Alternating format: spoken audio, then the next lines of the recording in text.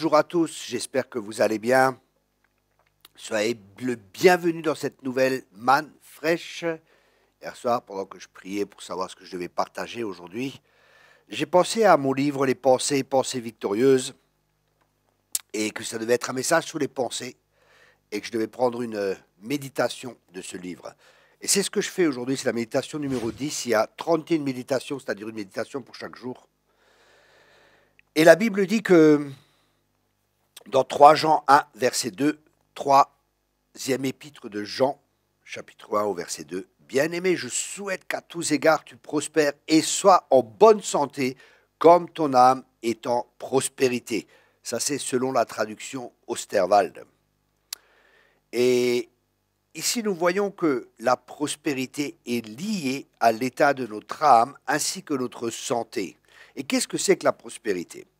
Être prospère, bibliquement, bien sûr, il y a une fausse prospérité qui est prêchée, hein, je ne parle pas de cela, je parle de la prospérité selon Dieu. La prospérité selon Dieu, c'est être tout ce que Dieu veut que nous soyons. Je répète, être tout ce que Dieu veut que nous soyons, faire ce que Dieu veut que nous fassions et posséder ce que Dieu veut que nous possédions. Et des fois, les gens, ils sont frustrés parce que ils voient l'évangile, vous aurez la vie en abondance, Dieu veut qu'on prospère, et ainsi de suite, et ils ne prospèrent pas. Et je crois que la raison principale, écoutez-moi bien, la raison principale est la suivante. C'est que le mot grec utilisé pour prospérité est le mot eo, doustai. Et ce mot est composé de 2 mots, de e, eu, et il est utilisé avec des verbes comme prospérer, etc. La deuxième partie est tirée de la racine odos, qui signifie être en chemin, aller vers un but, et c'est une progression. Et je crois que Dieu nous fait prospérer selon le niveau de notre âme, selon que notre âme prospère, parce que Dieu désire que la bénédiction qu'il veut nous donner dans n'importe quel domaine, hein, elle ne devienne pas une malédiction pour nous. Parce qu'il y a des gens, ils peuvent devenir très riches, par exemple, et ils ne s'occupent plus du Seigneur, ils vont gérer leur argent de mauvaise manière, et ça ne sera pas une bénédiction. Mais si les gens sont très riches et qu'ils ont la sagesse de Dieu, et que cette richesse, ils l'utilisent justement pour faire avancer le royaume de Dieu, et qu'ils continuent à vivre normalement, hein, comme ils ont toujours vécu, mais qu'ils utilisent l'argent avec sagesse pour faire avancer le royaume de Dieu. Parce que l'argent, par exemple, doit avoir un but. La prospérité financière, c'est pour un but, c'est pour un objectif. Et là, nous voyons ce mot odos en chemin, et ça se fait étape par étape. Parce que la Bible, elle dit qu'un héritage acquis trop tôt ne profite jamais. Dieu veut que tu prospères, bien-aimé. Mais c'est lié à l'état de notre âme. Notre âme, comme vous le savez, elle est composée de la raison où nous raisonnons, nous analysons. Les émotions, le domaine émotionnel, les sentiments, c'est ce que nous ressentons. Et enfin, la volonté, c'est ce que nous voulons et c'est là où nous prenons des décisions. On voit aussi que la prospérité, excusez-moi, je relis 3e épître de Jean, chapitre 1, verset 2. Bien-aimé, je souhaite que tu prospères, je souhaite qu'à tous égards tu prospères et sois en bonne santé, comme ton âme est en prospérité. Donc nous voyons ici que la prospérité dans tous les domaines, hein, ce n'est pas juste dans le domaine des finances. Des fois, quand les gens entendent le mot prospérité, ils pensent que c'est juste lié aux finances. Non, ce n'est pas lié juste aux finances.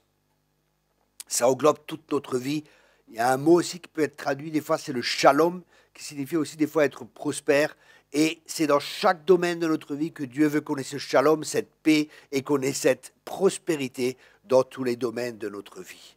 Et c'est pour ça qu'il est important que la manière à laquelle nous pensons, l'homme est tel que sont les pensées de son cœur, la manière à laquelle nous pensons, la manière à laquelle nous raisonnons est très importante. C'est pour ça que la parole de Dieu nous parle beaucoup de notre manière de penser et elle nous parle beaucoup de notre âme parce que Dieu veut que l'on prospère comme prospère l'état de notre âme et qu'on soit en bonne santé. Ça signifie que la prospérité et la bonne santé sont liées à l'état de notre âme. Je vais vous donner un exemple très concret pour ça. Un jour, il y a une femme qui est venue, elle me dit, écoutez, j'ai des problèmes de dos, j'ai des problèmes dans les articulations, est-ce que vous pouvez prier pour moi? Je dis, oui, il n'y a pas de problème, et je prie pour elle, et là, je reçois manque de pardon. Je dis, écoutez, madame, je pense qu'il y a un manque de pardon, ça vous parle? Elle me dit, oui. Pendant que vous me parlez, j'ai cette pensée de cette personne et j'ai pas pardonné à cette personne. Je dis, bah, si vous voulez, vous pouvez pardonner. C'est une décision, le pardon. Hein. Puis elle a pardonné.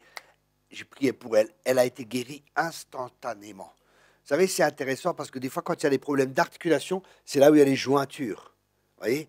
Donc, il y a une connexion qui est là. Et le manque de pardon fait que cette connexion sera brisée. Et ça a une influence sur notre corps. C'est ce que les médecins disent aussi, que 70%, je crois, des maladies sont des maladies psychosomatiques. Je peux me tromper dans le pourcentage, hein, mais je sais qu'il y a un pourcentage qui est très fort qui sont dus à des maladies psychosomatiques. Bien-aimé, je souhaite que tu prospères à tous égards et que tu sois en bonne santé, comme prospère l'état de ton âme. À la nouvelle naissance, Dieu a tout accompli dans notre esprit, nous avons toutes choses, mais dans notre âme, nous devons travailler au salut de notre âme. Ça veut dire qu'il y a un travail à faire au niveau de nos pensées, au niveau de notre compréhension. Et justement, ces livres, 31 méditations, vont vous aider à cela, vont vous aider à avoir une plus grande compréhension.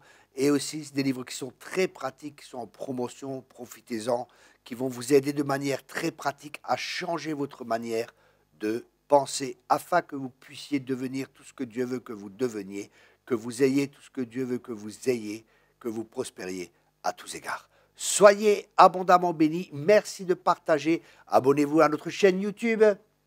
Inscrivez-vous à notre lettre de nouvelles. Vous recevrez tous les mois un enseignement gratuit et vous serez informé sur le ministère.